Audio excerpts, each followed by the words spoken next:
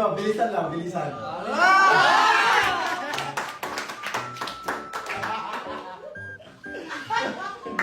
Solid, solid.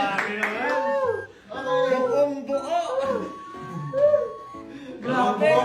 Grabe, ang lalaki nun. Kala mo parang... Pablo naman eh, di mo ba naalala yung sinabi mo parang di ka nag-aral? Parang di ka naman nag-aral? Palang inulap natin kay Apple yung go up na concept. Para Apple go up na siya. Apple go up? Hindi na siya di up.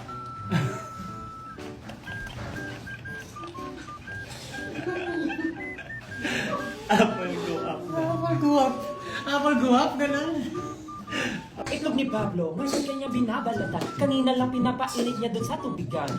Tinatapon niya ang balat sa lamesa. Kanina pinapaikot niya ngayon ano pa ba? Pinakain ang maliliit na balat kasi may dikit pa na konting laman. Pero pag tinignan mo ang itlog niya, ngayon nabiyak na ang kalahati. Kita na ang laman.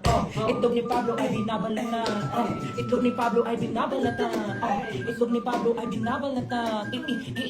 Itlog ni Pablo ay binabalatan. Kinain niya at sinubo niya ang kanyang itlog. Sige, tanungin natin anong lasa ng kanyang itlog. Masarap. Masarap.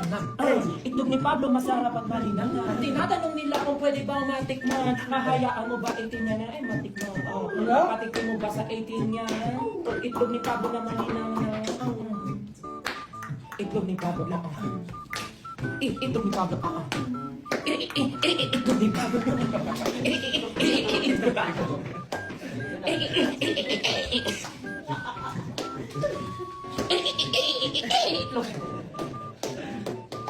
Oh, break it down. Itlog ni Pablo.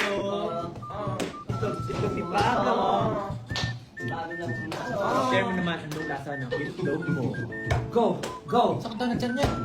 Patikim daw ng itlog ni Paulo. Oy! Pwede ba patikim to? Wala na, boss na yun. Meron pa akong isa.